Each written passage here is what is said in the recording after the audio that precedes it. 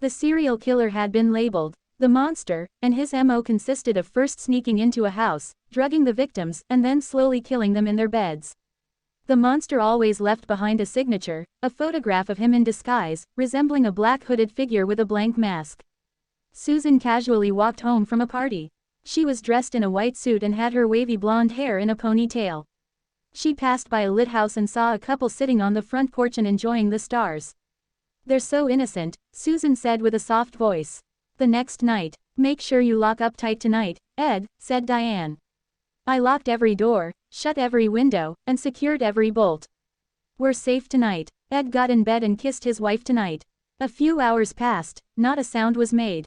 Ed and Diane were fast asleep. A high-pitched scream woke them both up. It was silence as fast as it came.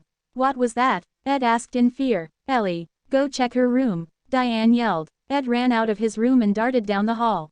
Before he could make it to his daughter's room, he froze in his tracks to see a dark figure step out of there. The figure had a pale white faceless mask on and stared at Ed. Ed choked on his own scream and ran away as fast as he could. He didn't get far until he fell due to a piercing pain in his foot. He looked and saw that in his panic, his bare foot had stepped on a knife that was planted for him.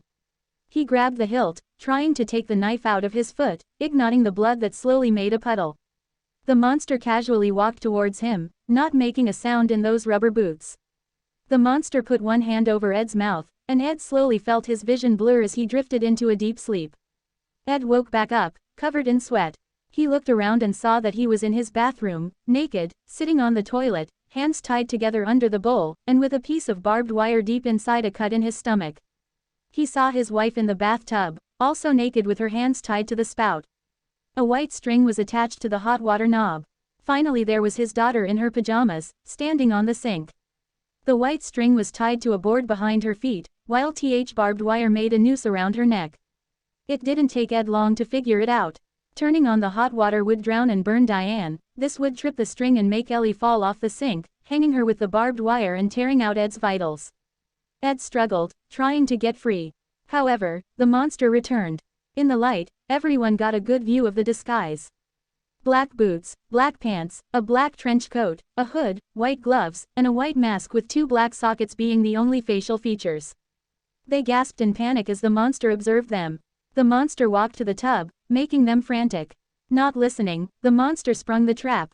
Walking away from the bathroom, Susan removed her mask. She had a disturbing smile, as if she were talking with an old friend, as if the moment in the bathroom didn't happen. She grabbed any evidence and put it in a bag. This is what they get for relying on those spare key hiding fake rocks. Susan was no beast, no ghost, no demon. Susan was only human, but her eyes, those lovely blue eyes, were the eyes of a complete monster.